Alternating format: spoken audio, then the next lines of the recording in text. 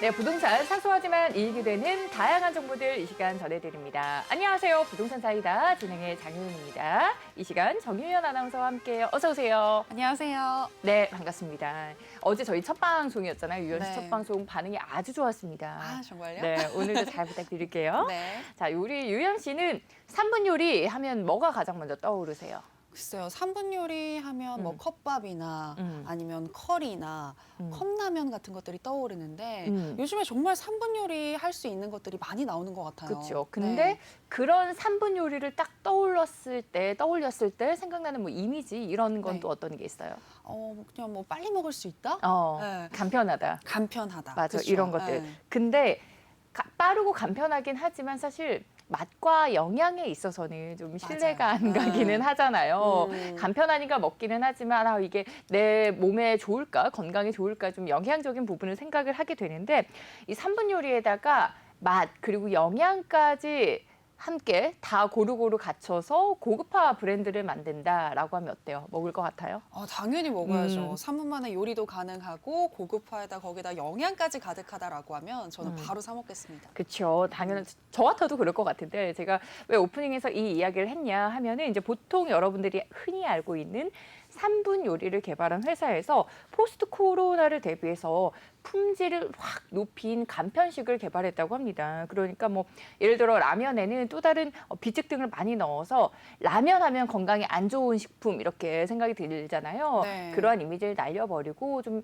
맛과 영양을 다 갖춘 재료들을 넣어서 한 끼를 좀 든든하게 또 영양까지 갖춰서 건강한 식사를 할 수 있게 만들었다고 하더라고요. 아, 진짜요? 그런 게 있구나. 진짜 요즘에는 그냥 빨리 먹을 수 있는 것뿐만이 아니라 네. 거기에다가 맛과 영양까지 첨가한 것들을 많이 이제 기업에서도 생각을 하는 것 같고요. 또 그런 것들을 찾는 수요자도 점점 늘어나는 것 같습니다. 맞습니다. 결국에 또 이 얘기를 왜 했느냐. 이게 부동산 시장도 마찬가지인 것 같습니다. 정말 넘쳐나는 정보들이 있어요. 여러분들도 쉽게 부동산 정보를 접할 수 있는 컨텐츠들이 참 다양하게 있는데 거기에 좀 퀄리티를 추가를 해야 되지 않을까라는 생각을 해봤습니다. 그래서 이제 저희 방송에서는 여러분들 알고 계신 부동산 정보에다가 플러스 부동산에 있어서의 영양, 그 품질을 추가를 했습니다. 그래서 저희가 오늘부터는 여러분들 정말 고급 정보를 받아보실 수 있도록 훌륭한 전문가와 함께 전화 상담 해드리는 시간 마련했습니다.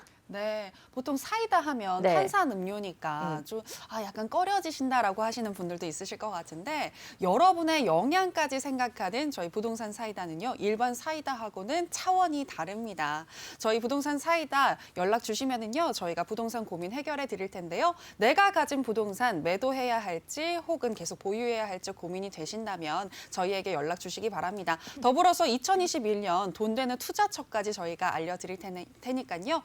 026007-8339번으로 지금 연락 주시면 되겠습니다. 네, 이제 매주 화요일 그리고 수요일은 여러분 부동산 투자와 관련된 고민 해결해 드리는 시간입니다. 오늘, 내일은 여러분들을 가지고 계신 부동산 진단 도와드리고요. 그리고 매수 고려 중이신 투자처가 있다면 투자처에 대한 진단까지 이 시간 도와드리니까요. 방금 이제 유연 씨가 말씀드린 번호 026007-8339번으로 남겨주시면 실시간 전화 상담 가능합니다. 그리고 또 매주 목요일에는 부동산과 관련된 세법 고민 해결해 드리는 시간, 그리고 금요일에는 또 부동산에서 핫한 투자처 소개해 드릴 예정이니까요. 이번 주도 월요일부터 금요일까지 오후 1시는 부동산 사이다와 함께 보시기 바랍니다. 부동산 사이다 함께 하실 수 있는 번호 026007-8339번 기억해 주시고요. 자, 부동산 사이다 첫 번째 코너 바로 출발해 볼게요.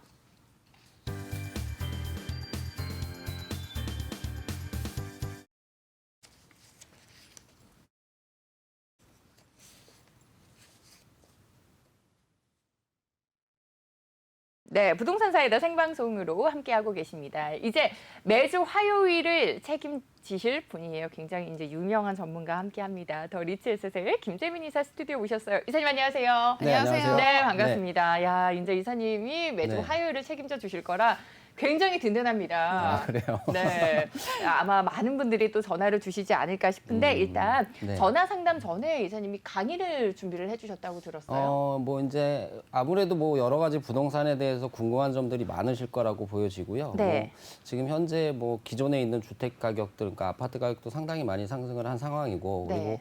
그리고 계속해서 투자처에 대한 관심, 그리고 가지고 있는 부동산들이 어떻게 움직일 것이냐, 뭐 세금적인 부분도 마찬가지고요. 그리고 지금 현재 어떤 부동산이 좀 이슈 있게 돌아가냐 이 부분에 대해서 제가 좀 뭐 우리 상담 전에 조금 강의를 준비를 했습니다. 그래서 요새 가장 핫한 단어가 뭐가 있을까요?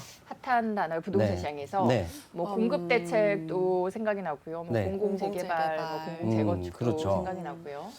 아무래도 공급에 대한 부분이 좀 부족하다고 판단한 정부가 네. 여러 가지 이제 공급 대책들을 내놓으면서 뭐 3기 신도시가 첫 번째 이제 그런 대책으로 나왔었는데 그걸로는 서울에 공급하기는 좀 부족하다라고 생각을 해서 네. 뭐 여러 가지 공공을 통한 재개발들을 지금 이제 준비를 하고 있습니다. 그래서 오늘 준비한 내용들은 공공 재개발 그리고 재개발 그리고 재건축 이런 것들이 어떤 차이점이 있고 과연 그런 것들이 우리한테 어떻게 다가오는지 그리고 우리가 그 시장을 바라봐서 우리가 투자해서 우리가 이익 볼 수 있는 시장이 될 수가 있는지에 대한 부분을 조금 준비를 했습니다. 그래서 제가 조금 PT를 준비를 했고요. 네. 일단은 뭐 공공재개발 이제 활성화 방안해서 정부에서 대책이 나왔습니다. 그죠?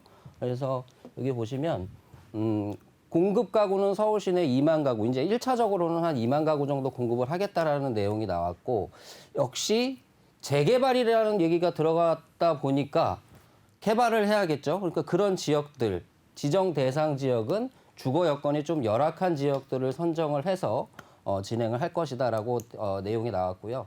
그리고 사업지체 재개발 구역 중 전에 있던 사업지 중에서 조금 사업이 늦었던 지역, 사업이 왜 늦어질까요?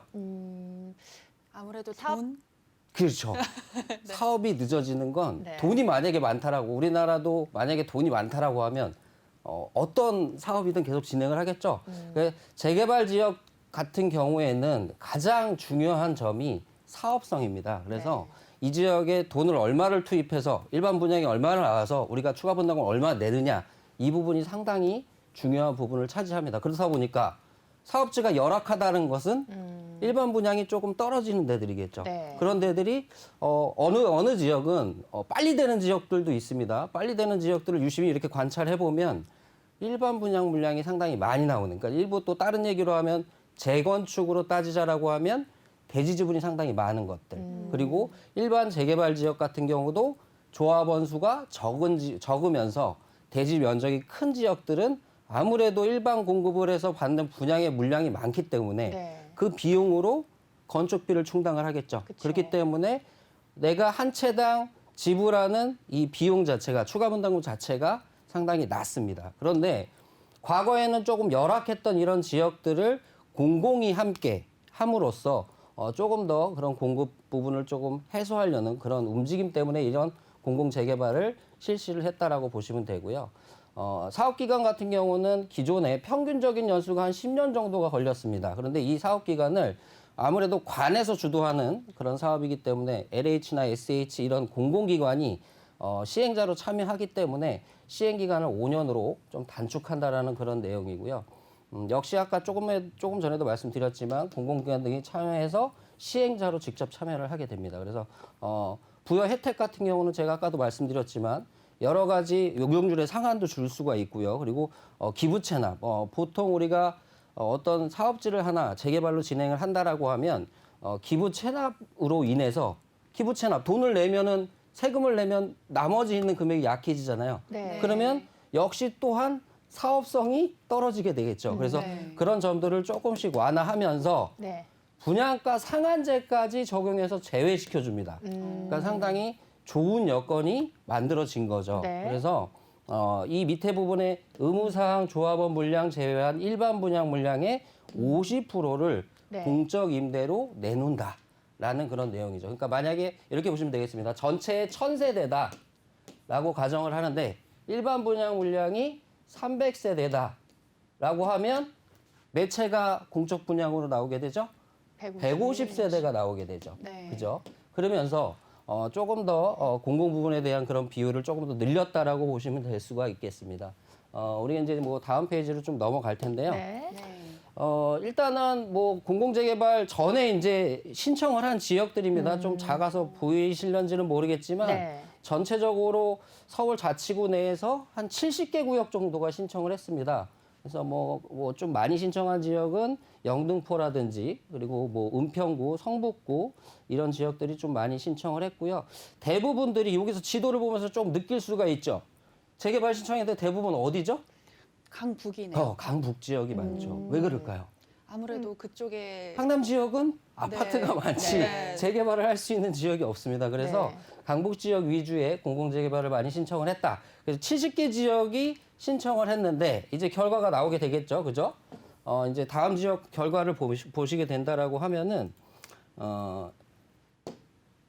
잠시만요, 이거를 넘기는 네. 거를 제가 거기 네, PPT를 다음 페이지로 넘기지를 는- 못하고 있는데 네, 잠깐만요, 아마 제가. 컴퓨터로 하시면 네, 될 것 컴퓨터로 제가 같습니다. 네, 지금 해보겠습니다. 공공 재개발 활성화 방안에 대한 이야기를 네. 좀 나눠보고 있고요. 죄송합니다. 네. 제가 오늘 첫 방송이라 네. 그래도 이렇게 조금 미숙하네요. 그런데 일단은 제가 인간미 얘기로, 있네요, 네, 인간미. 얘기로 다시 들어가서 알겠습니다. 자, 재건축이 네. 있고 재개발이 있고 재건축에도 공공 재건축이 있습니다. 그죠? 네. 처음 나올 때는 이런 네 가지의 형태를 조금 더 이 두 가지의 형태를 조금 공공스럽게 하겠다라는 내용이었는데 공공 재건축 얘기는 쏙 들어갔어요. 네, 왜 그럴까요? 글쎄요. 자꾸 질문만 어려운 질문만 제가 네, 드리는데 아유, 공공 조심해야겠네요. 재건축 초반에는 상당히 열의 있게 신청을 하다가 네, 자, 재건축 아파트 값이 지금 어떻게 됐죠? 너무 많이 올랐죠. 많이 올랐죠. 네. 그러니까 굳이 공공 재건축을 안 해도 괜찮겠다라는 생각이 들어요. 이 얘기는 무슨 얘기냐면 기존에 있는 가격보다는 가격이 좀 올라가면서 어떤 시장의 상황이 바뀌어 버리냐면 일반 분양을 해도 조금 더 비싸게 해도 분양이 되겠네라는 생각이 나오는 거죠. 그러니까 기존에 만약에 5억에 분양할 수 있는 현장들이 지금은 서울 평균 지역 가격들이 대부분 어느 지역, 강북 지역이든 어느 지역이든 30평 됐다라고 하면 네. 이미 10몇 억대를 올라가 버리니까 그냥 우리 재건축해서 추가 분담금 좀 내면 한 13억, 14억에 분양할 수 있겠네라는 사업성이 나오겠죠. 네. 그렇다 보니까 굳이 하지 않는다라는 거죠.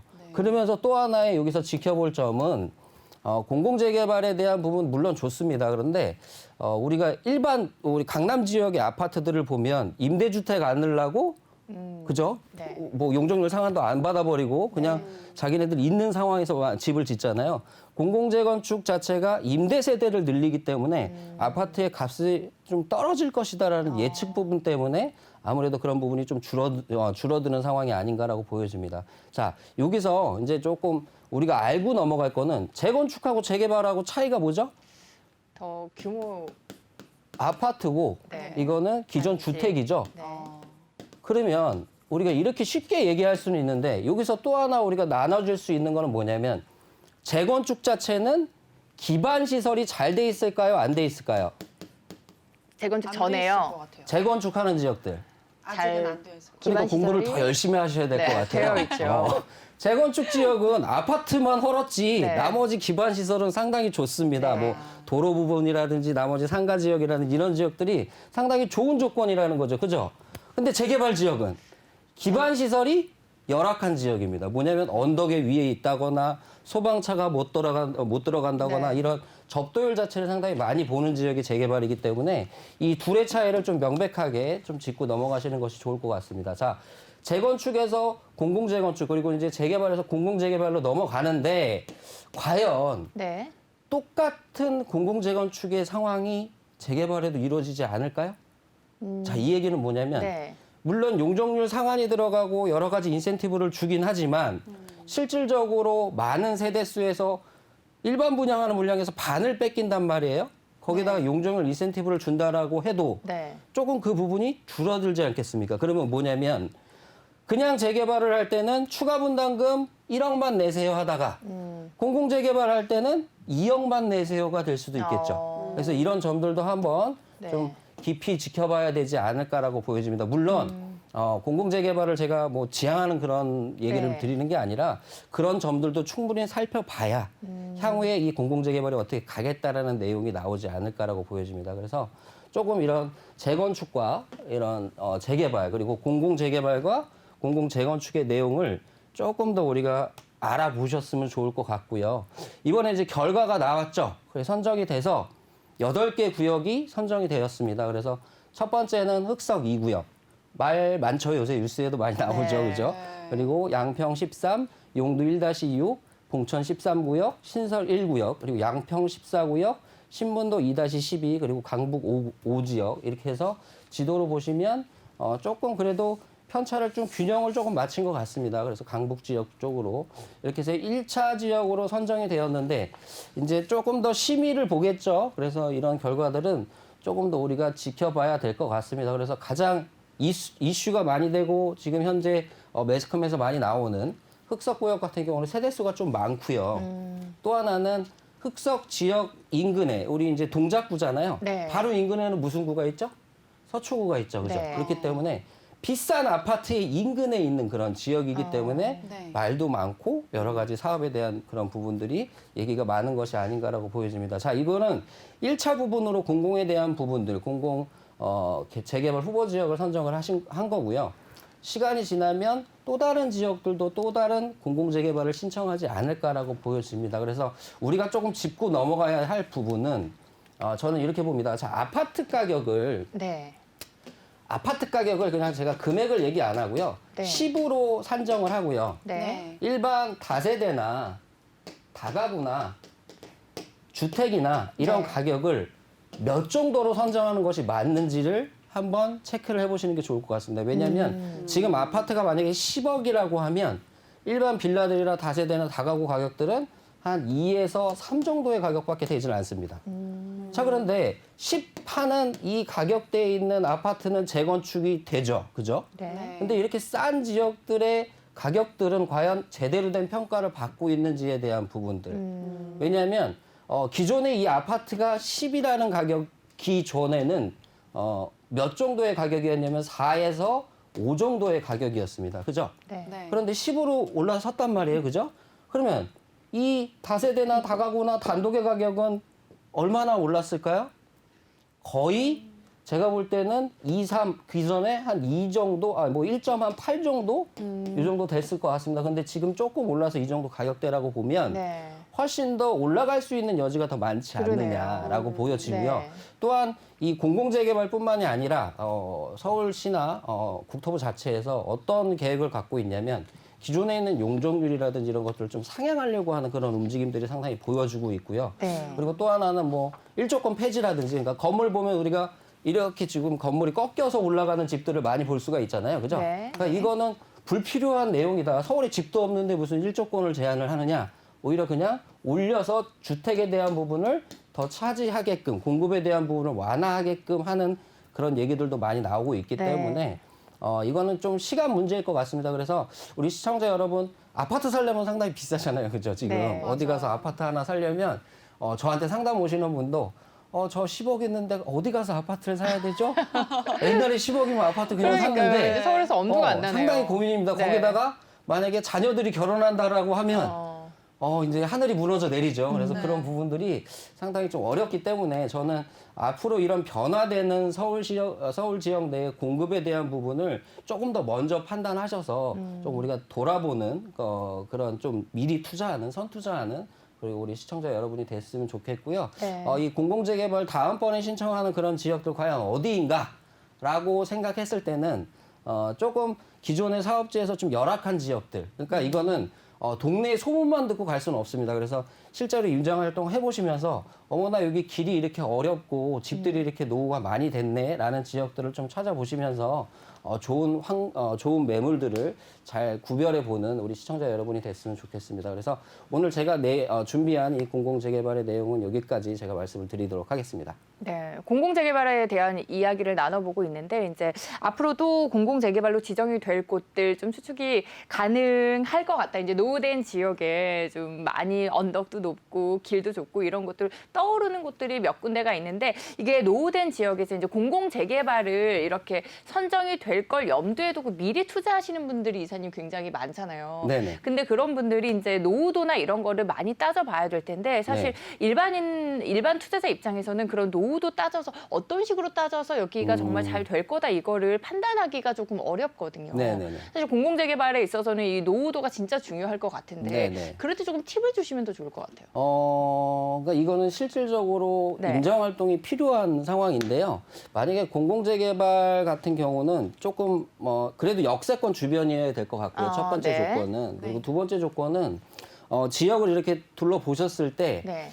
약간 우리 예전에 벽돌집이 많았잖아요. 네. 그죠? 네. 색깔이 불구스름한 지역이 많을수록 네, 좀 노후도가 높다라고 보시면 됩니다. 그리고 뭐 육안상으로도 요새 한 10년 내외의 빌라와 15년 내외의 빌라들이 충분히 구분이 가능합니다. 그래서 네. 그런 지역들 그리고 밀집되게 막 개발이 많이 된 지역이 아닌 좀 단층 오래된 주택들, 단독주택도 마찬가지고요. 그런 주택들이 좀 많은 지역을 좀 유독 깊이 좀 가보시면 좋을 것 같고요. 네. 또 하나는 결국 공공재개발의 그런 지역, 개발하는 지역 자체도 그냥 일반적인 그냥 그대로의 교통 라인이 아닌 그대로의 업무 시설이 아닌 조금 변화되는 지역을 찾아가지 않을까라고 보여집니다. 그래서 조금 바뀌고 있는 여러 가지 부분들, 네. 그러니까 뭐 교통이라든지 혹은 업무시라든지 뭐 일부 그냥 예를 들어드린다면 마곡지구 인근에 네. 뭐 방화동이라든지 혹은 GTX가 생기는 서울에 이제 역들이 있을 거 아니에요. 그래서 네. 그런 역들 주변이라든지 이런 지역들을 좀 공략해 보시는 것이 좋을 것 같습니다. 네, 네. 좀 역세권을 눈여겨보라라면서 이제 노후도를 잘 체크하는 방법까지 짚어주셨고요. 지역적인 힌트도 드렸는데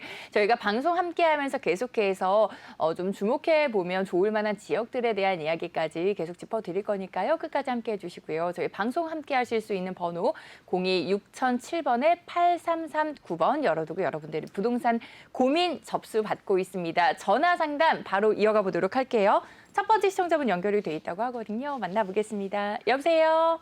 네, 안녕하세요. 네, 안녕하세요. 반갑습니다. 네, 반갑습니다. 야, 저희 첫 전화 상담인데 첫 번째 시청자분으로 꼽히셨어요. 올해 운이 네, 참 감사합니다. 좋으실 것 같은데, 네. 어떤 부동산 네. 궁금하실까요? 제가 그 경기도 성남시 분당구 네, 코오롱 더 프라우 주상복합 57평 가지고 있거든요. 네. 전망이 좀 궁금합니다. 알겠습니다. 여기 그럼 거주도 하고 계신가요? 아니면 투자 목적으로 매수를 하신 거예요? 지금 보유 중입니다. 거주도 하시고요. 거주하지는 않고 지금 임차에 아. 있거든요. 알겠습니다. 거주는 네. 안 하시고 세를 주고 보유를 하고 계시는 것 같아요. 네네. 분당의 코롱 더 프라우 이사님 진단 도와주실까요? 네, 안녕하세요. 네, 안녕하세요. 네, 반갑습니다. 네. 뭐 보유하신 지는 조금 되신 것 같아요. 네네. 네, 보유하신 지는 좀 되신 것 같고 지금 전세를 주고 계신 거잖아요. 그죠? 네, 맞습니다. 예, 월세가 아닌. 그리고 네네. 주택은 이제 다른 주택이 있으신가요, 혹시? 있지는 않습니다. 있지는 않고 그냥 1주택자세요. 네네. 그럼 다른 데 지금 전세를 거주하고 계시겠네요. 그죠? 네네. 자, 그러면 프라우 자체가 보면은 미금역 인근에 있어요. 그죠? 네네. 자, 역세권이네요. 분당선도 지나가고 신분당선도 지나가는 더블 역세권입니다. 그렇죠? 네네. 자, 그런데 역세권에서 가까운 위치에 있는 곳인데 우리 아파트는 장점이기도 하지만 단점이 좀 존재를 해요. 그 부분은 뭐냐면 일단은 우리 보통 시청자 여러분들이 1, 2번, 그러니까 첫 번째는 그냥 일반 아파트가 있고요. 두 번째는 주상복합이 있습니다.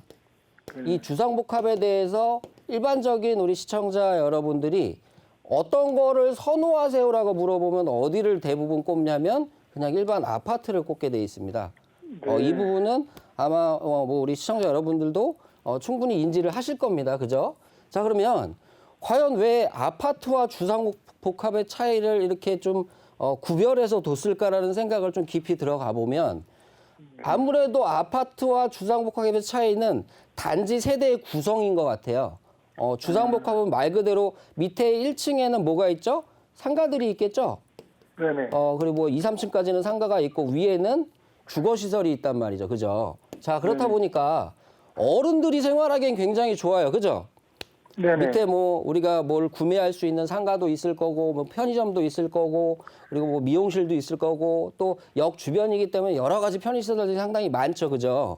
네네. 근데 일반 아파트는 우리가 장 보러 어디 나가야 되고 좀 멀리 가야 되잖아요. 그죠? 네. 그럼 사실 이것만 따져봤을 때는 주상복합이 가격이 더 높아야 되잖아요. 그죠? 네네. 근데 왜 주상복합이 더 낫냐라고 하면 대한민국 시장에서 부동산은 뭐와 결부가 돼 있냐면 교육과 결부가 돼 있습니다. 그죠? 네네. 그렇다 보니까 어른들이 생활하기엔 좋은데 아이들이 뛰어놀 공간, 아이들이 있는 학원가 이런 데들이 들어올 수가 없겠죠. 그죠?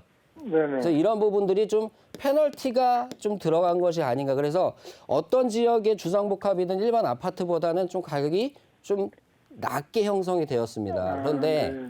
지금 현재 주상복합이든 아파트든 어찌됐건 높은 형태의 완벽한 건축물로 보잖아요. 그죠? 그러니까 네. 빌라와 주상복합 아파트를 같이 쳐주진 않잖아요. 그죠? 네네. 그래서 같은 물건이라고 점점 인식이 돼가고 있어요. 지금 현재. 그래서 어떤 일이 벌어지냐면 기존에 이제 왕십리 지역에 텐즈힐이라든지 센트라스가 생겼을 때 보통 가격대가 뭐 8, 9억대 형성되다가 지금은 15억, 16억대로 훌쩍 넘어가 버렸죠. 그죠? 네네. 자, 그러면 10억대에 그때 텐즈힐이 했을 때 인근에 있는 주상복합 가격이 얼마나 갔을까요? 한 5억 선에서 거래가 됐습니다. 동일한 30평형이. 예. 자, 그런데 이 10억이 성장을 해서 15억, 16억이 되는 순간 5억으로 머물러 있을까요? 이 주상복합이? 그러진 올라가야죠. 않겠죠. 그죠? 네네. 왜냐하면 예전에 나 10억인 줄 알았는데 하고 물건을 보러 갔는데 15억이에요. 그죠? 그럼 네네. 인근에 있는 다른 주택가도 충분히 둘러볼 가능성이 높잖아요. 그죠? 네. 그래서 이 가격 자체가 지금은 거의 예전에 얘가 10억대인 거의 이 부근으로 올라왔다라는 거죠. 자, 네. 이게 왜 중요하냐면 그러면 그냥 인식만 바뀌고 주변이 높아져서 올라간 거잖아요라고 생각할 수 있잖아요. 그죠? 네네. 근데 그게 아니라 서울 지역 내에서 가격이 너무 올라갔기 때문에 자, 기존에 있는 아파트 지금 왕십리 지역도 마찬가지고 부가현 지역도 마찬가지고 마곡 지역도 마찬가지고 뉴타운들이 생긴 지역들 있잖아요. 그 지역이 과거에 선호하던 지역은 아니었습니다. 그죠? 근데 네. 지금 가격을 15억, 16억, 뭐 18억 막 이렇게 찍어주는 순간 인식이 어떻게 변하냐면 그 지역은 좋은 지역이라고 변하죠. 그죠? 그래서 저는 네네. 주상복합의 가치가 조금 더 올라가 있는 조금 더 따라 올라갈 수 있는 가능성이 조금 더 있지 않냐라고 보여져요. 자, 그런데 이 주상복합에 있는 조건을 맞춰줄 수 있는 조건들이 필요합니다. 자, 그러면 우리 지역의 이 프라우가 과연 그 조건이 맞느냐 안 맞느냐를 판단하면 되잖아요. 그죠? 네. 자, 그 조건 중에서 중요한 건 주상복합이긴 하지만 교육적인 부분이 괜찮냐라는 부분을 따져야 돼요. 네. 우리 지역은 그래도 분당 지역 이제 조금 밑에 쪽으로 내려와 있긴 하지만 교육적인 부분이 학교들이라든지 여러 지역들의 아파트들이 꽤 많이 인근에 분포되어 있죠. 그죠? 네네. 그렇기 때문에 교육적인 부분이 떨어질 이유가 없어요. 네. 또 하나는 우리 지금 평형대가 몇 평형대죠? 평형대가 이게요. 예. 57평. 57평이죠. 네, 네. 자, 근데 주변을 보면 요 정도 평형대가 남쪽으로 내려가서 용인 지역이나 이런 지역으로 가면 이런 평형대가 많지만 이 주변 지역에서는 이런 평형대가 많지는 않아요. 네, 맞습니다. 자, 그럼 뭐가 생기냐면 이 지역의 교육도 괜찮고 분당 지역의 가격도 올라갔기 때문에 조금 더 넓은 평형대를 선호할 수가 있잖아요. 그죠? 네네. 그래서 저는 교육 플러스 평형대 이런 부분이 좀 안정적이라고 보고요. 또 하나는 우리 연식이 그렇게 오래되지 않았단 말이에요. 그죠? 지금 네. 한 20년 차가 안 돼서 2000년대 초반식이에요. 그렇기 때문에 네네. 아직까지도 이 주상복합은 쓸만하다라고 느껴집니다. 다른 사람들이 봤을 때. 뭐에 비해서 주변의 다른 아파트들에 비해서 분당 지역 자체가 일기 신도시들이기 때문에 아무래도 90년도 후반 정도의 연식을 가진 것들이 상당히 많잖아요. 그죠? 네네. 그거에 비해서 상대적으로 연식이 괜찮다라는 부분이 충분히 작용할 것으로 보여지고요. 그렇기 때문에 저는 일단은 이 주상복합의 가치는 조금 더 올라갈 수 있다라고 저는 판단이 되거든요. 그래서 네. 지금 아마 가장 많이 올라갈 거예요. 왜냐하면 아마 주변에 전세 가격이나 전세라든지 물량이 그렇게 많지는 않을 거거든요. 임대차 3법 때문에 서울 지역에서 전세를 찾는 사람들, 서울 지역의 전세 가격이 다 10억이 올라가기 때문에 충분히 우리 집을 찾는 사람들이 더 늘어나지 않을까라고 판단이 돼요. 그래서 저는 지금 있는 전세 세입자를 조금 더 유지시키면서요. 조금 더 보유를 하셨다가 이제 갈아타기 하시는 거는 충분히 갈아타기를 해야 된다고 보거든요. 근데 네. 시기가 언제냐를 따졌을 때는 조금 더 가치가 올라간 후, 그러니까 지금으로부터 한 2년, 2년 반 정도의 그런 시기를 거쳐서 서울 지역으로 갈아타기를 추천해 드리고요. 네. 갈아타실 때는 조금 더 지금 형태에 대한 부분, 그러니까 갈아타실 때는 조건이 두 가지를 제가 드릴게요. 첫 번째는 우리보다 동일한 형태의 서울집을 구하지 말아라. 아, 네. 가격 부분이. 무조건 조금 더 가격을 더 보태셔서 조금 더 상위 지역으로 가는 걸 추천드리고요. 네. 또 하나는 그냥 이대로의 형태가 아닌 조금 연식이 조금 있는 아파트를 선택을 해서 재건축을 바라보시는 그런 조건으로 가시는 게 가장 좋은 조건일 것 같으세요. 그래서 지금 있는 전세 입자는 좀 유지를 하시고 한 2년이나 뭐 한 4년 정도 이렇게 지켜보시면서 갈아타기 전략을 세우시는 게 좋을 것 같습니다. 이렇게 좀 답변 좀 알겠습니다. 드리겠습니다. 네, 감사합니다. 네. 네, 이렇게 도움 드렸습니다. 이제 아무래도 요즘에 뉴스 보면 분당 아파트 가격 상승하는 거 참 많이 보셨을 거예요. 이제 예전에는 사실 뭐 천당에 분당이다라는 말까지 생길 정도로 워낙에 이제 부동산 좀 프리미엄이 갖춰진 이제 좀 지역적인 가치가 높은 지역 이렇게 평가가 됐던 지역인데 지금 계속해서 아파트 가격이 상승하면서 우리 이사님 말씀처럼 이제 주상복합까지도 계속해서 그 아파트 상승 분만큼 견인해주는 효과가 있다라는 말씀을 주셨습니다. 그래서 일단은 견인해주고 있는 아파트가 있는 만큼 좀 마음 편히 보유를 하셔도 될 것 같고요. 그리고 또 하셨을 때 그 매도 타이밍까지 짚어드렸습니다. 향후에 한 2년, 4년 정도 봐주신 거 보면은 계속해서 한 4년 정도는 분당의 부동산 흐름이 괜찮지 않을까 이렇게 전망을 도와드린 것 같으니까요. 그때까지는 마음 편히 가지고 가시되 그리고 부동산에서는 매도 후에 어느 지역으로 갈아타느냐, 갈아타기 전략에도 굉장히 중요하잖아요. 갈아타기 전략에도 도움 드렸습니다. 두 가지 팁 기억을 하셨다가 이제 향후에 또 서울 지역으로 옮겨 보실 때 저희한테 다시 전화 주셔도 좋을 것 같아요.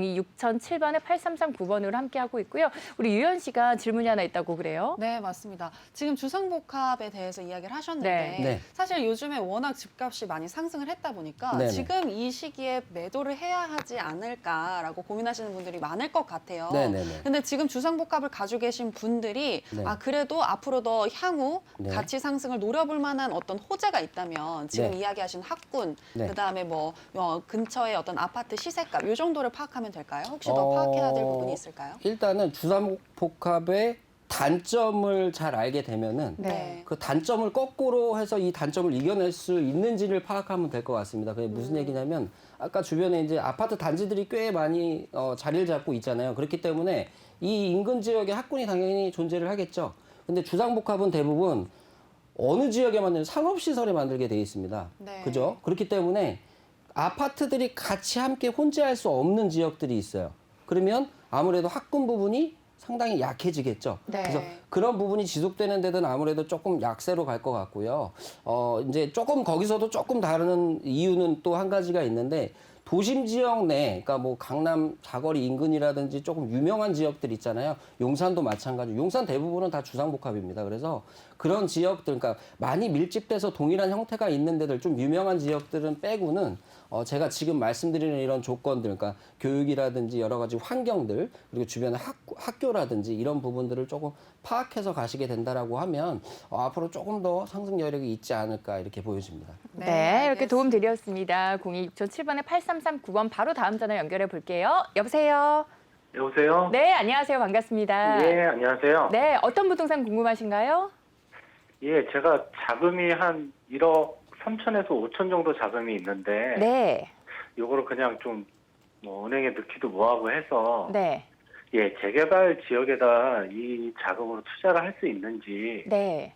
예, 궁금해서 전화드렸습니다. 알겠습니다. 따로 보고 계시는 지역은 없으시고요. 예, 지역은 따로는 네, 없어요. 여유 자금에 맞춘 투자 전략 도움 드리도록 하겠습니다. 이제 앞서서 재개발 강의를 해주셔서 이제 재개발에 대한 문의를 해주신 것 같아요. 재개발 투자 1억 3천에서 1억 5천 어느 지역이 딱 떠오르실까요? 1억 가능할까요? 3천에서 1억 5천. 네. 자, 재개발 지역이라고 하기에는 조금 어려울 것 같고요. 제가 볼 때는. 네. 자, 이거는 네네. 우리가 지금 재개발 지역 들어간다라고 하면은요.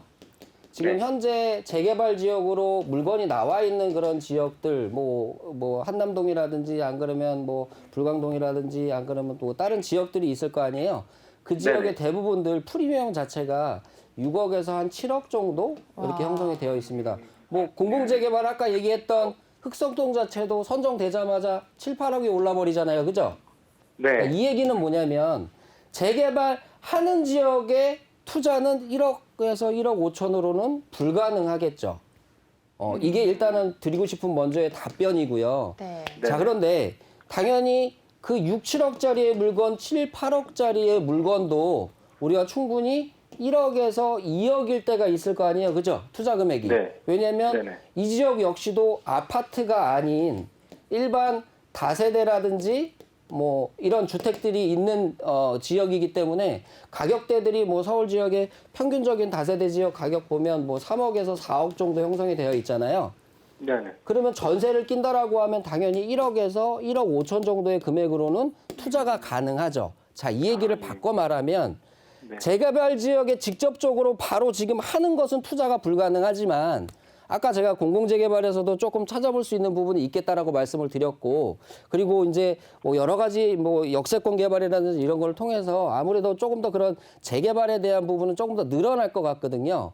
그래서 당장의 재개발이 아닌 앞으로 5, 6년 후에 진행할 수 있는 그런 재개발 지역들을 투자하시는 것이 어떤가 보여져요. 그래서 네. 뭐 너무 무의미하게 그 지역을 다 보라라고 제가 말씀드릴 수는 없고요.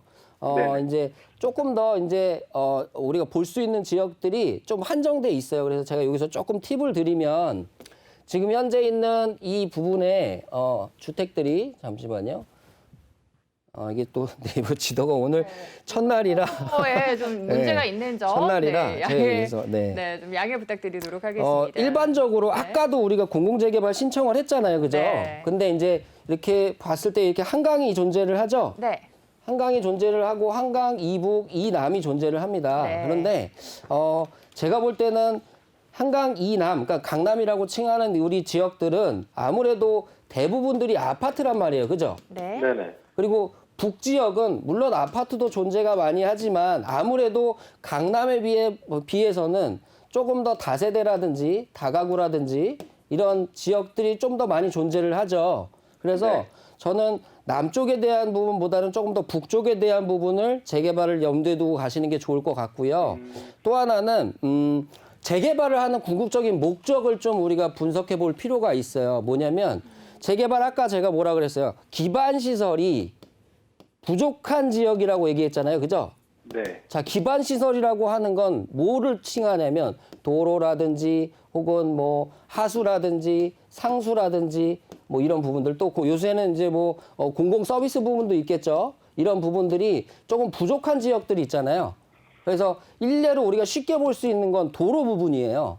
우리 지역에 있는 이 빌라들이 얼마나 도로랑 많이 접해 있느냐. 그러니까 차를 가지고 한번 돌아보면 이 지역의 이 골목골목을 전부 다 차로 이용해서 갈 수 있느냐에 대한 부분을 판단해 보는 게 좋아요. 그런데 일단은 그 지역 자체가 평지보다는요. 약간 구릉지 있잖아요. 언덕으로 네. 올라가는 쪽. 그런 네. 지역들이 도로가 없을 가능성이 상당히 높습니다. 그리고 또 하나 그렇게 도로가 부족하기 때문에 어떤 현상이 발생되냐면 노후도 자체가 오래될 수밖에 없겠죠. 왜냐하면 언덕도 높은데 차가 지나갈 수 없는 길이라고 하면 요새 뭐 집 짓는데 리어커 갖고 짓지는 않잖아요. 그죠? 다 뭐 레미콘이라든지 큰 차들이 가잖아요. 그죠? 철거를 하든지 뭐 자재를 나르든지. 그래서 조금 더 언덕 부분에 존재하는 그런 지역들을 좀 좀 찾으셔서 가는 게 좋을 것 같고 또 하나는 이제 서울 지역 내에서는 조금 더 교통이라는 부분이 변화되는 지역들이 있잖아요. 그죠? 지금 네. 역세권이 아닌 지역은 사실 거의 없어요. 그런데 이 역의 이미지가 조금 달라지는 지역들은 앞으로 좀 눈에 보이거든요. 그게 뭐냐면 가장 중요한 건 GTX 노선 인근일 것 같아요. 그래서 서울 강북 지역 중에서 GTX 노선이 지나가는 그런 역세권 주변들 있잖아요. 네. 그런 주변들을 한번 눈여겨보시고요.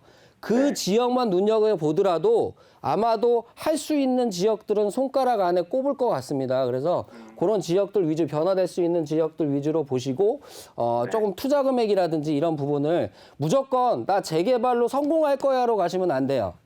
무슨 얘기냐면 아까 그 공공재개발에 대한 부분들 아무래도 이 하위 가격이 있는 것들이 조금 올라가는 시기가 될 것 같거든요. 그래서 네. 조금 이런 교통 라인을 보고 이 교통 라인이 괜찮아지면 가격적인 부분은 조금 더 괜찮아지겠지라고 좀 가벼운 마음을 먹고 가시는 게 조금 재개발 투자할 때 편하지 않을까라고 보여집니다. 왜냐하면 기존에 있는 아현 뉴타운이나 다른 지역들 뉴타운에 10년 전에 투자하신 분들이 10년까지 들고 가질 못하셨어요. 왜냐?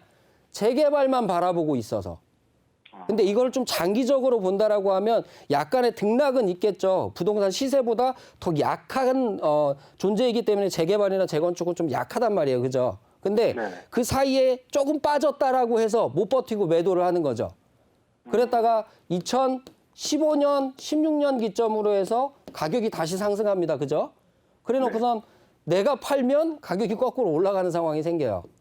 그래서 이런 점들은 조금 장기적인 플랜을 갖고 조금 더 여유 있게 보셔야 성공할 가능성이 높기 때문에 저는 너무 한 곳에만 집중해서 보지 말고 좀 광범위하게 보셔라라는 좀 말씀을 드리고 싶고 시간도 좀 장기적인 플랜을 갖고 가시는 게 좋을 것 같습니다. 그래서 좀 이 강북 지역들 좀 돌아다니시면서 그런 지역들 한번 찾아보세요.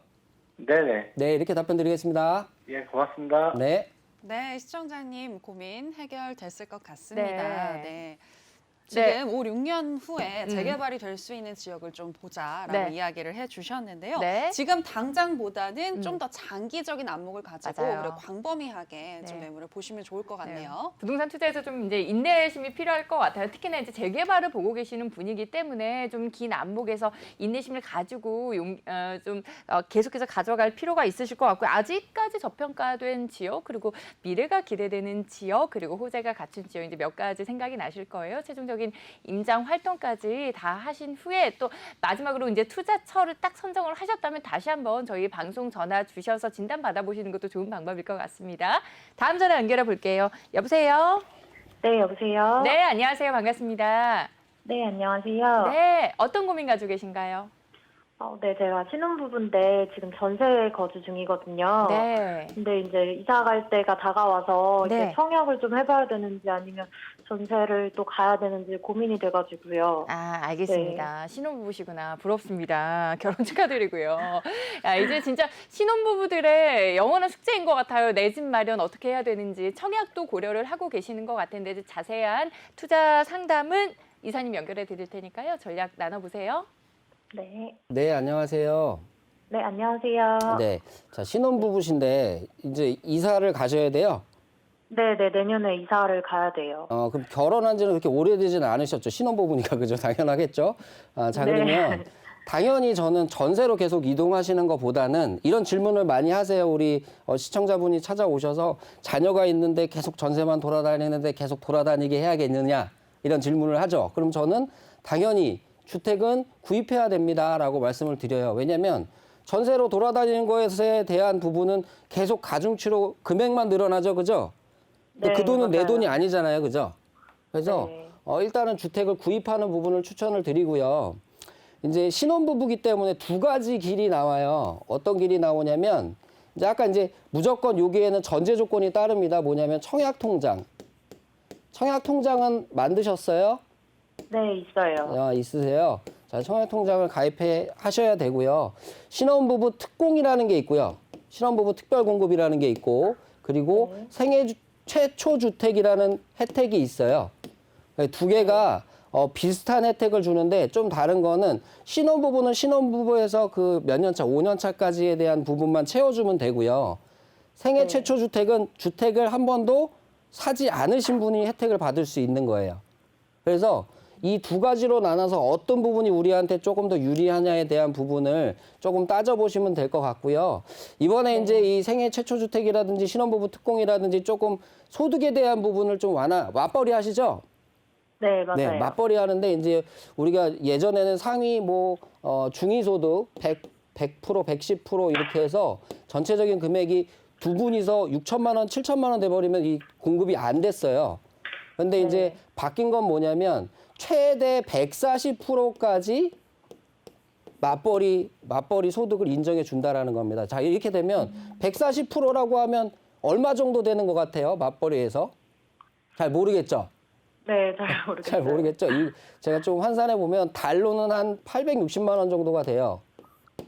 네. 맞벌이로 소득이. 자, 그러면 연으로 따졌을 때는 1억이 약간 넘는 1억 천 미만이고 1억 이상 되는 금액도 우리가 이 주택을 공급받을 수 있는 기준이 되는 거예요. 그래서 조금 더 소득이 전에 높아서 공급을 못 받으셨던 분들도 이런 부분을 좀 확인해서 보시면 아무래도 좀 이런 특별 공급이나 생애 최초 주택 공급을 충분히 받을 수 있을 거라고 보여지고요.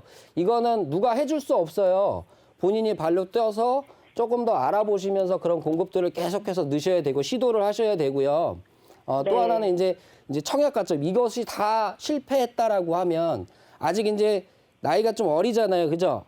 네. 이제 뭐 40대 그 정도는 아니시잖아요, 그죠? 그래서 네. 청약 점수를 계속해서 플러스 시키면 결국은 40대 이상이 되면 청약 통장을 활용해서 주택을 구입할 수 있는 부분이 분명히 생기게 될 거예요. 그래서 청약 가점 혹시 계산하는 거 대략적으로 아세요? 아니요, 정확하게는 모르는데 높지는 않아요. 아이도 높지는 없고 그래서 네. 자, 일단 설명을 좀 드리면 세 가지죠. 청약 통장 가입 기간이 있을 거고요. 그리고 또 하나는 이제 무주택, 주택이 없이 있었던 기간, 그리고 또 하나는 가족수로 이렇게 나누게 됩니다. 그러면 이 세 가지 중에서 가장 빨리 점수를 올릴 수 있는 건 뭘까요? 가족수죠. 네. 애를 하나 더 낳던가, 이제 부모님을 모시고 산다거나, 네. 네, 한 명당 5점이에요. 네. 5점이기 때문에 이제 이 점수를 채우게 되면 아무래도 청약받는데 조금 도움이 될 것 같고요. 통장 가입은 1년 지날 때마다, 그러니까 1년 동안 1점이라고 생각하시면 되고요. 그리고 네. 무주택 기간은 1년 동안 2점이라고 생각하시면 돼요. 그래서 이 세 가지가 전부 다 맥시멈이 됐어요. 가족수 무한정해서 뭐 10명 있다고 점수 많이 주는 건 아니고 6명 이상까지 했을 때 최대 점수가 84점이라고 보시면 됩니다. 그래서 84점이 되면 어느 지역이든 신청할 수 있는 당첨될 확률이 상당히 높기 때문에 이 부분은 요거를 노력하시면서요. 네. 꾸준히 유지해 가면서 앞으로 청약을 받을 수 있는 그런 부분들을 좀 늘려가시는 게 좋을 것 같고요. 그리고 네. 이 신혼부부나 이제 생애 최초 주택은 요번 7월 달 있잖아요.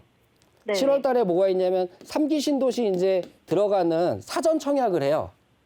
네. 그 부분은 분명히 신청을 하셔서 뭐 당장 집에 들어갈 수 있는 건 아니지만 신청을 네. 하셔서 당첨이 된다라고 하면 조금 더 좋은 조건으로 어디 주택이나 이런 부분들을 조금 제한받지 않고 갈 수 있지 않을까라고 보여지고요. 투자에 대한 부분은 지금은 내 집 마련이 우선이에요. 무슨 얘기인지 네. 아시겠죠? 네네. 그래서 일단은 이 가점이라든지 내 집 마련에 대한 부분을 일단 하시고 안정된 후에 향후에 내 주택이 하나 있으면서 주택을 투자할 수 있는 그런 기회도 충분히 있기 때문에 이런 부분을 잘 체크해 보시고 앞으로 청약이라든지 이런 부분을 잘 뭐 선택해서 찾으셔서 네. 공급 받으시기를 좀 제가 말씀을 드리도록 하겠습니다. 좀 이렇게 말씀드릴게요. 네, 감사합니다. 네. 네, 정말 이제 3기 신도시 청약 뜨거운 경쟁률이 예상이 됩니다. 정말 많은 분들 관심을 가지고 또 청약에 몰릴 것 같은데 청약 가점 받을 수 있는 팁들도 알려드렸고 우리 저희 부동산 사이다에서도 청약 증여가 가능하다, 청약 통장도 증여가 가능하다라는 부분도 좀 저희가 방송에서 소개를 해드렸습니다. 부모님의 청약 통장 가입 기간도 좀 체크를 하셔서 증여 받으실 수 있으면 참 좋겠네요. 이렇게 이야기를 좀 나눠봤습니다. 오늘 이사님이랑 함께해서 네. 정말 든든했습니다. 한 시간이 금방 갔어요, 이사님. 아, 그래요? 네, 다음 주 화요일에도 네. 나와 주실 거죠? 네, 알겠습니다. 네, 매주 화요일도 이제 책임을 져 주실 거니까 김재민 이사님 이제 상담 보시면서 뭐야 나도 상담 받고 싶다 이런 분들 굉장히 많으실 것 같아요. 여러분들 저희 방송이 끝나도 02-6007번에 8339번 계속해서 전화는 열어두고 있거든요. 그러니까 저희 이 번호로 계속 고민 남겨주시면 저희 오늘뿐만 아니라 내일도 여러분들 부동산 투자에 관한 고민 해결해 드릴 겁니다. 그러니까 오늘 저희 방송 함께 함께 하시다가 이제 나도 참여하고 싶다 하신다면 주저 마시고 고민 남겨주시면 저희가 생방송 중에 이렇게 실시간으로 여러분들 고민 해결해 드리는 시간 계속해서 이어가도록 하겠습니다. 오늘 이 시간은 김재민 이사와 함께했습니다. 이사님 고맙습니다. 네, 감사합니다. 고맙습니다.